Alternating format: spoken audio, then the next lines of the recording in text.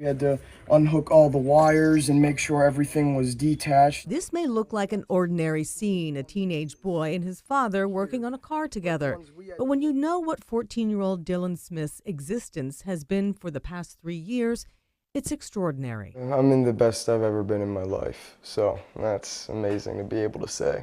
But today's great. It's sometimes unbelievable just looking at our healthy, happy son, because for 3 years, he was struggling just to survive every day. Dylan was 11 years old when he contracted COVID in January of 2022. He had a mild case and recovered. A few weeks later, respiratory symptoms returned and then got worse. He had no idea the agony that was to come. It was about halfway through 2022, around the June-July period, I started to get nerve pain, and then that progressively got worse, and I went from walking to a cane to a walker. Then I went to a wheelchair. Eventually, Dylan, a previously healthy, strong, athletic boy, was bedridden with a feeding tube in constant pain. I was just lying there. I couldn't talk, couldn't move, couldn't open my eyes either, couldn't do anything. Dylan's parents, Mike and Stacey, took him to some local long COVID clinics, but nothing helped. In fact, he says the treatments hurt and gave him PTSD. His mind went to dark places. And in a lot of the instances, I didn't want to keep going, but there was really no other option than to just keep living. Because I wouldn't call it living, and I wouldn't call it even surviving at that point. For me, at least, it was just being. The Smiths got word of a treatment center called the Spiro Clinic in Fayetteville, Arkansas. It's a non-traditional approach to treating pain conditions like pediatric COVID. It's not covered by insurance, so the Smiths raised the thousands of dollars it would cost for several months of intensive treatment. And as the family headed out across the country, I was scared to death, to be honest. I was scared of how were we going to function on a normal schedule, because he couldn't even move out of bed. How are we going to get him dressed, because his nerve pain was so bad that he couldn't even wear a shirt. But they managed. And soon Dylan was going through 5 to 8 therapies a day targeting the vagus nerve. That's a major nerve system that runs throughout your body and controls functions like digestion, heart rate, and immune system. Dylan's first victory was an emotional one, overcoming past trauma and trusting the therapists. They were amazing. I mean, they really became like family. I mean, it's weird to say, but I mean, coming home, I miss them. And I kind of wish that we were still there for like just another week just to say hi and just to keep in touch with them, and even the patients too, you become family with all of them, and it's nothing like you'd ever experience anywhere else. For nearly 2 months, Dylan made little physical progress, but then at week 7, a breakthrough.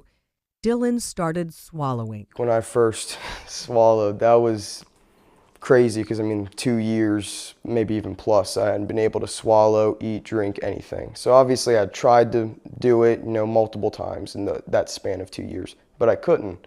So that one time having the water in my mouth and it actually being able to go down and swallow it, that was kind of really an awakening, like this can happen, because that was the first success we'd had in this whole basically 3-year period. 1 week later, Careful. This happened. Oh my gosh, Dylan going down the steps, walking. This is Dylan Smith, everybody. Dylan Smith walking down the steps. Oh my gosh, shoes on. Hold on, hold on. Christmas, it feels like Christmas. Oh my gosh, this is Christmas. I mean, I'm walking and moving everything when just a week ago I couldn't.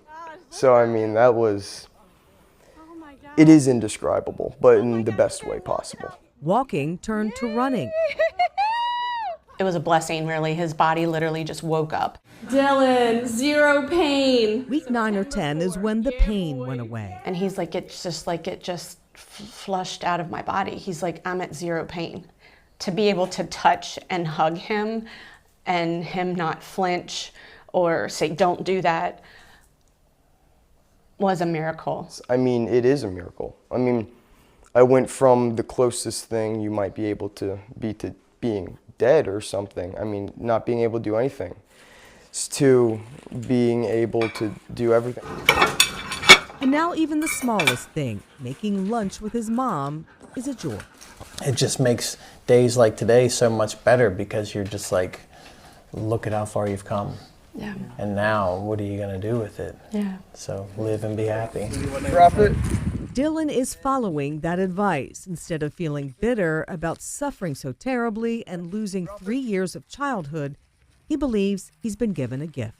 Being able to appreciate life, not get worried or freak out about the small things, because I know definitely I've been through worse.